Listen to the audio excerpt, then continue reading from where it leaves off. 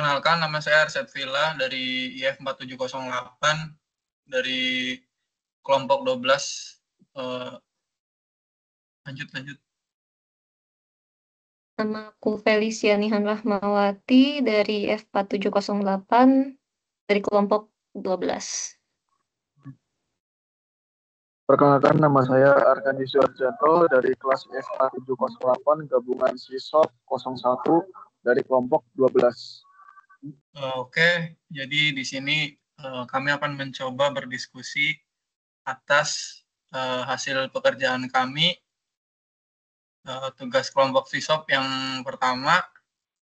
Jadi di sini saya mengerjakan nomor 1A itu, jika konsumer mencoba jalan duluan, apakah konsumer dapat mengakses critical section? Jadi yang perlu kita ketahui itu yang namanya critical section tuh dia yang diapit antara sum weight sama sum sinyal. Berarti yang ada di tag ini. Nah, jika konsumer mencoba jalan duluan, yang mana dia harus melalui sum weight ini, sum weight Y. Di sini kan inisialisasi awalnya tuh Y sama dengan 0. Jika diibaratkan tuh kalau produser tuh dia kayak chef gitu.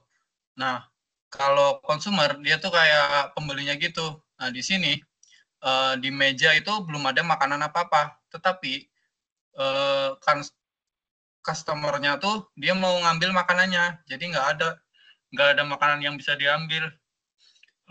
Makanya di sini jawaban saya tidak dapat mengakses si critical section ini karena tadi ketika same weight Y ini si customer tuh terblokir, jadi disuruh nunggu sampai makanannya jadi atau mendapatkan sinyal dari si Y ini. Yang nomor 1B, apakah ada baris program yang menghalangi produser untuk dieksekusi jika hanya produser yang dieksekusi dan customernya tidak dieksekusi? Jika ada, sebutkan baris keberapa. Di sini tuh perlu tracing void producer ini. Kebalikannya yang tadi tuh konsumer doang, yang sekarang tuh produser doang. Jadi tuh inisiasi awalnya tuh X1 Y0. Nah, di sini tuh produce tuh maksudnya dia memproduksi item. Terus weight X-nya tuh dikurangi 1 jadi 0, Y-nya jadi 0. Append tuh dia menambahkan item. Terus sinyal X dia tuh ngasih sinyal kepada X, jadi X-nya jadi 1, Y-nya tetap 0. Terus pas terakhir sinyal Y, X-nya 1, Y-nya 1. Jadi yang dapat disimpulkan yaitu ketika produser berjalan sendirian tanpa konsumer, itu tetap bisa-bisa aja, asalkan X-nya 1. Karena jika X-nya 0, dia akan terblokir pada same weight ini, same weight X. Jadi programnya tuh tanpa masalah dan tidak ada proses yang terblokir atau dalam antrian queue. Yang nomor C itu kegunaan same weight Y itu menunggu sampai ada item yang tersedia di buffer. Maksudnya apa? Jadi itu same weight Y ini dia kan inisialisasi awalnya tuh Y-nya tuh 0. Nah, dia tuh butuh si consumer tuh nggak bisa berjalan sendiri tanpa si produser. Ibaratnya si consumer tuh dia mau ngambil makanan yang ada di meja, tapi makanannya nggak ada. Jadi dia butuh produser dulu, bikin makanannya tuh pas dia ngasih instruksi sinyal Y. Jadi begitu ketika ada makanan, dia baru boleh ngambil makanan itu, same weight Y.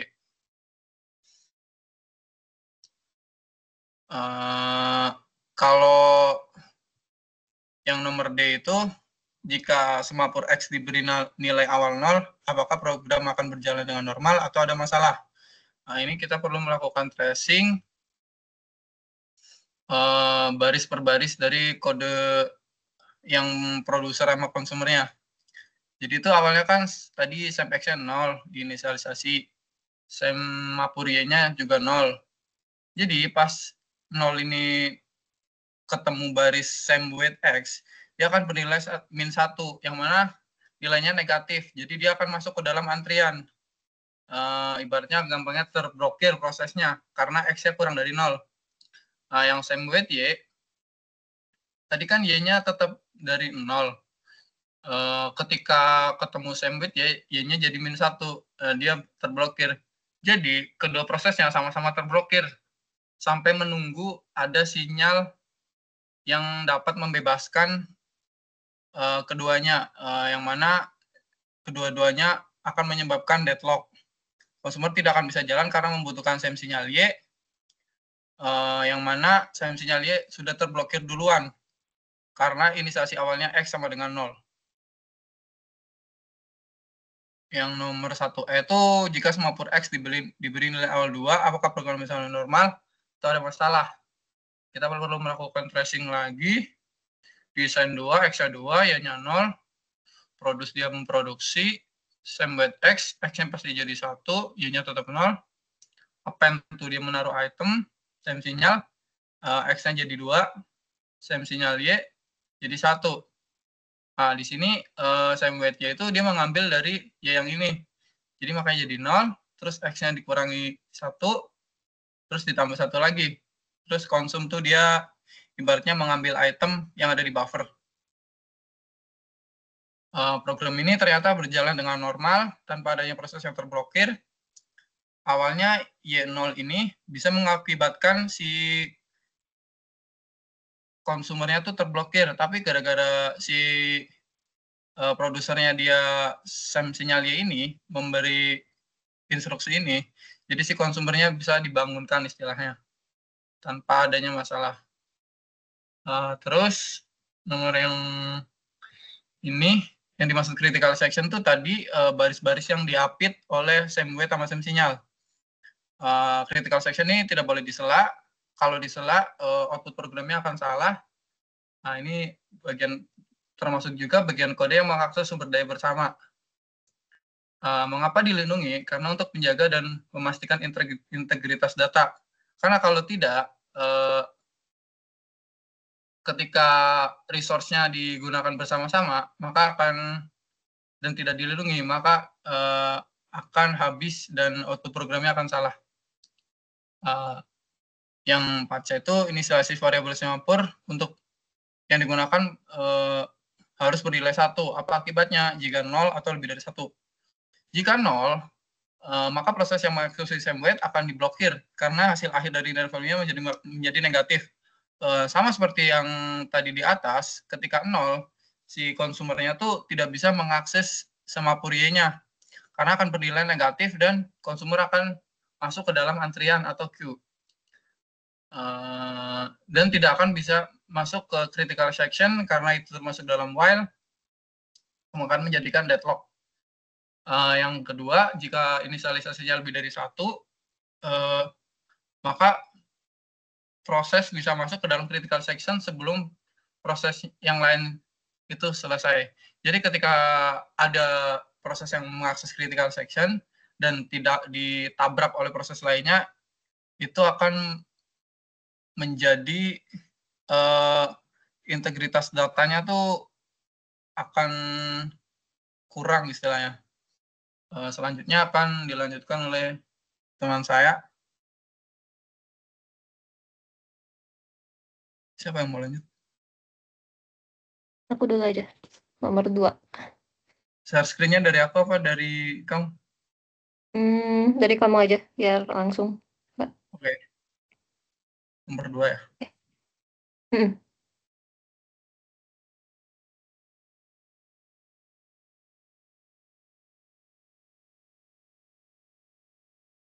Oke, di sini lanjut. Aku bakal jelasin nomor 2. Di sini tipe soalnya soal cerita. Jadi ada sebuah pabrik kue yang dimana si pabrik ini punya 2 divisi. Divisi A itu ditugasin buat membuat kue atau bisa disebut produsen, dan divisi B ini ditugasin untuk mengemas kue atau konsumen. Nah, di sini pabriknya memiliki aturan bahwa divisi A ini hanya bisa membuat maksimal 10 kue, terus kuenya bakal ditaruh di atas meja. Atau meja ini kita bisa sebut dengan buffer sebelum dikemas oleh divisi B. Nah, skenarionya di soal itu setiap kali divisi A membuat satu kue, mereka bakal naruh di atas meja. Kalau mejanya udah penuh atau 10 kue, divisi A-nya harus berhenti buat kue, sehingga bakalan ada tempat di mejanya. Divisi B akan mengambil satu kue dari meja untuk dikemas. Jika mejanya kosong atau gak ada kue, divisi B-nya harus nunggu sampai divisi A-nya naruh kue di atas meja. Nah, di sini pertanyaannya ada dua. Yang pertama, gimana cara mastiin bahwa divisi A sama divisi B ini bekerja tanpa tabrakan. Jadi misal divisi A-nya tidak membuat kue saat meja penuh dan divisi B tidak mengemas saat meja kosong. Nah, di sini aku bikin variabel sama mekanisme yang dibutuhin. Sini aku bikin dua variabel semafor. Yang satu ada buff meja, terus yang kedua ada jumlah kue, kue. Nah, buff meja ini semafor untuk menandakan jumlah tempat kosong di atas di meja. Berdasarkan soal tadi kan maksimal 10 kue. Jadi buff mejanya kita assign 10. Nah, lalu untuk kuehnya ini itu semafor untuk nandain banyaknya kue di meja. Di awal kan mejanya masih kosong, jadi jumlah kuenya itu di-assign 0. Di sini ada mekanisme mutex itu untuk memastikan si proses-proses yang nanti bakalan dilakukan divisi-divisi itu tuh aman dan nggak akan terjadi race condition atau biar nggak sela-sela gitu prosesnya. Nah, pertama ada divisi A, si produsen ini tugasnya itu yang pertama dia bakal ngecek si semafor buff meja. Kalau buff mejanya itu lebih dari 0 atau ada space buat dia nyimpen kue, maka si divisi A ini bisa lanjut kerja bikin kue. Jika tidak, maka si divisi A ini bisa diblok. Terus yang kedua, kita gunain mutex buat nambahin kue di mejanya. Divisi A ini bakal melakukan sem signal jumlah kue, sehingga kuenya itu bakal melakukan increment bertambah satu di meja, dan divisi A ini bakal melakukan sum weight buff meja, sehingga space di mejanya juga berkurang satu atau decrement. Nah, terus lanjut tahap terakhir itu nilai semafornya bakal diupdate. Jadi misal di awal kan buff mejanya itu ada 10, nanti ketika ada kue yang masuk satu kue, buff mejanya bakal dikremen, jadi buff mejanya sama dengan 9. Begitu juga sama jumlah kue yang bakal sem signal tadi, yang awalnya dari 0 ditambahin kue 1, dia jadi jumlah kuenya sama dengan 1. Terus lanjut di sini ada tugasnya konsumen divisi B.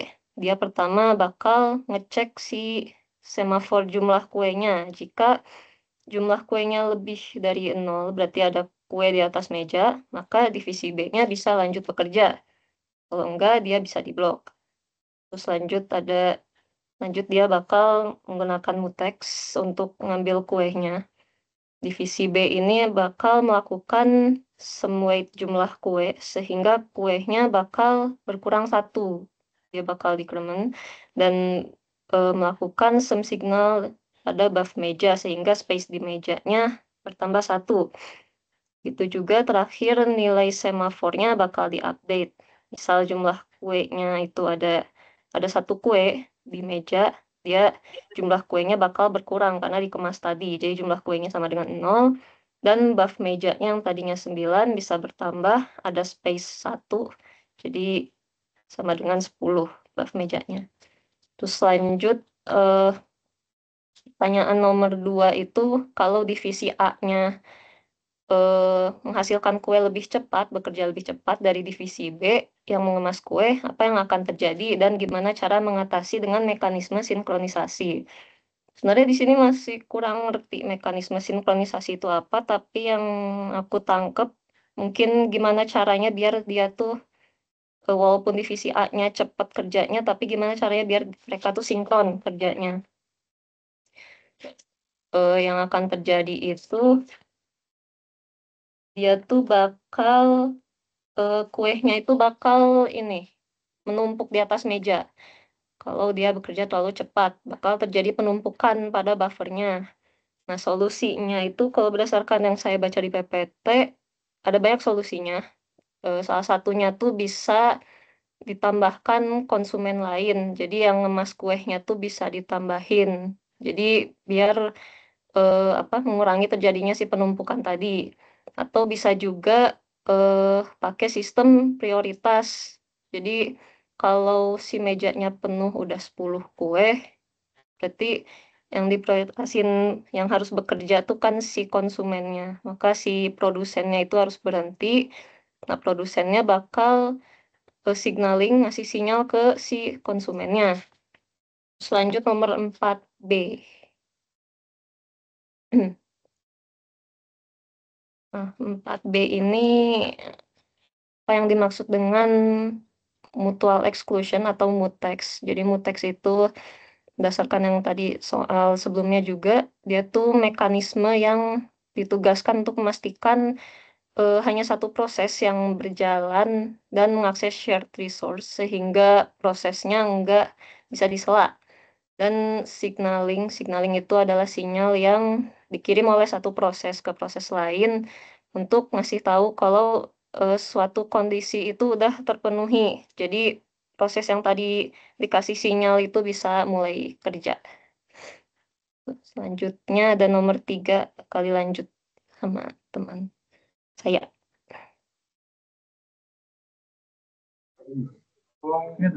Oke, lanjut untuk nomor 3. Di sini kita di nomor 3A disuruh untuk menjelaskan apa fungsi atau tujuan penggunaan Semapur S pada program di atas. Nah, pada soal nomor 3 ini kita sudah diberikan program dan ada dua proses utama yaitu produser dan consumer. Baik, kita fokus ke soal A, fungsi penggunaan Semapur S. Jadi menurut saya fungsi dari Semapur S itu untuk menjaga mutual exclusion. Jadi yang berarti hanya ada satu proses yang boleh mengakses buffernya dalam satu waktu. Gimana cara kerjanya? Jadi produser atau consumer itu harus memanggil Semapur S-nya sebelum mengakses si buffernya. Jadi setelah selesai mereka harus memanggil SEM signal S-nya supaya proses lain itu bisa masuk. Jika nggak ada Semapur S, dua proses itu bisa mengakses buffer secara bersamaan yang bisa menyebabkan race condition atau data itu bisa korup atau tidak sinkron. Jadi fungsinya itu supaya fungsi Semapur S itu supaya pada program untuk memastikan akses eksklusif ke buffernya itu saat produser menambahkan item atau pada saat konsumer mengambil item. Jadi untuk mencegah kondisi yang dimana produser atau konsumer itu saling mengakses yang bakal bisa menyebabkan itu inkonsistensi data. Lalu untuk yang B, fungsi atau tujuan dari penggunaan Semapur E.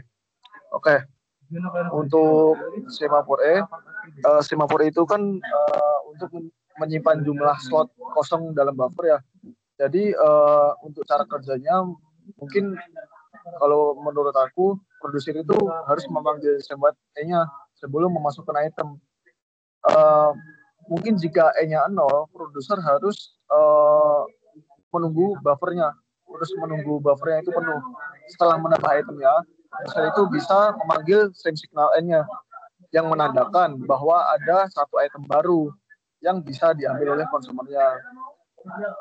Itu terus untuk fungsinya berarti dari Semapur E itu bisa melacak jumlah ruang kosongnya dalam buffer. Jadi setiap kali produser itu menambahkan item, maka Semapur ini bakal berkurang. Begitu juga sebaliknya, jika konsumer mengambil item, maka Semapur ini akan bertambah. Lalu lanjut pada untuk soal C, fungsi atau tujuan penggunaan Semapur N. Jadi untuk Semapur N ini dia menyimpan jumlah item dalam buffer. Kalau Semapur E tadi kan menyimpan yang jumlah slot kosong. Jadi Semapur N ini item dalam buffer. Jadi konsumer itu harus memanggil SIM-buat N-nya sebelum mengambil item. Terus jika N-nya 0, konsumer harus menunggu buffernya kosong. Setelah mengambil item, konsumer bisa memanggil SIM signal E yang menandakan bahwa ada satu slot kosong untuk produser mengisi item baru gitu. Terus fungsinya Simapor N ini kebalikan dari Simapor E tadi, yang dimana kegunaannya itu untuk melacak jumlah item yang tersedia dalam buffer. Setiap kali produser menambahkan item, maka Simapor ini bakal bertambah. Begitu juga sebaliknya, ketika konsumen mengambil item, maka Simapor ini bakal berkurang. Tuh, terus untuk 3D, jika Simapor N-nya itu 1, maka program akan berjalan normal atau tidak. Jika N-nya 1, maka program itu tidak akan berjalan secara normal. Yang berarti tidak kan? Karena N itu berguna untuk melacak jumlah itemnya, item yang di dalam buffer tadi. Ketika nilai awal N-nya itu 0, itu untuk memastikan bahwa konsumer itu harus menunggu hingga ada item yang diproduksi. Ketika N-nya langsung diinisialisasi dengan 1, maka konsumer itu dapat langsung mengambil item, bahkan sebelum produser itu memproduksi, itu bisa menyebabkan error jika buffer kosong. Jadi dapat diambil kesimpulan itu harusnya N itu mulai dari 0 gitu. Jadi program itu berjalan secara normal atau tidak? Jawabannya tidak. Lalu untuk yang E, jika nilai size of buffernya 1, tentukan apakah program itu bisa berjalan atau tidak. Jika bisa berjalan, tuliskan urutan-urutan eksekusi produser P dan consumer C yang mungkin terjadi. Oke, menurut saya itu bisa berjalan, tetapi cuma satu item aja yang dapat berada pada buffer pada satu waktu gitu. Untuk urutan eksekusinya itu dari produser itu, yang pertama itu ada produser C, yang kedua SIM-buat E yang mengurangi jumlah ruang kosong, SIM-buat S mengambil akses buffer, terus append itu menambah item ke buffer, SIM signal S yang bisa melepaskan akses buffer, SIM signal N untuk memberitahu kalau ada item di dalam buffernya gitu. Terus konsumer itu untuk mengonsumsi dan buffer kosong. Jadi urutan dari konsumer itu SIM-buat N itu untuk menunggu item tersedia. Untuk SIM-buat S mengambil akses dari buffer. Untuk SIM signal S itu untuk melepaskan akses buffer. SIM signal E untuk menambahkan jumlah ruang kosong. Jadi saya singgah saja untuk urutannya, mungkin dari pertama itu produser untuk bisa memproduksi terus masuk ke buffernya, terus yang kedua produser tidak bisa lanjut ketika buffernya penuh, terus konsumer bisa mengonsumsi ketika buffer kosong, lalu produser bisa lanjut lagi untuk memproduksi lagi dan looping terus secara berulang gitu. Lalu kita lanjut pada nomor 4D. Di sini sudah ada proses ABC untuk mengeksekusi program yang di dalamnya terdapat baris perintah SIM-buat tanpa baris SIM signal. Sedangkan proses D mengeksekusi program yang di dalamnya terdapat perintah SIM signal tanpa dilengkapi SIM-buat. Jadi pada langkah itu kita disuruh menentukan proses yang dieksekusi itu yang mana, proses dalam PDQ yang mana, proses dalam blok Q yang mana. Untuk proses yang dieksekusi, menurut saya itu proses yang berada di prosesor, yaitu proses D. Ketika A-nya itu belum selesai, A itu masih dieksekusi, dan ketika sudah selesai maka B-nya atau C-nya itu akan dieksekusi setelah SIM signal S-nya itu dari D. Lalu untuk proses dalam ready queue-nya itu berisi proses C, karena setelah dieksekusi sebelumnya proses C sudah siap dijalankan. Jadi jika A masih berjalan, ready queue itu berisi D jika belum selesai menjalankan SIM signal S. Kalau A-nya selesai, ready queue berisi B atau C. Tuh, terus untuk blok Q itu berisi proses A dan B karena mereka telah melakukan SIM-buat. tanpa diikuti SEM signal sehingga mereka tetap terblokir. Jadi ketika hanya satu SEM signal yang jalan, maka satu proses terlepas ke ready queue dan satu proses terblokir. Jadi block queue-nya itu berisi satu proses yang belum dilepaskan antara B atau C. Mungkin itu saja penjelasan saya untuk nomor 4D. Terima kasih. Baik, mungkin itu saja yang mungkin bisa kami sampaikan. Kurang lebihnya kami mohon maaf. Udah ya?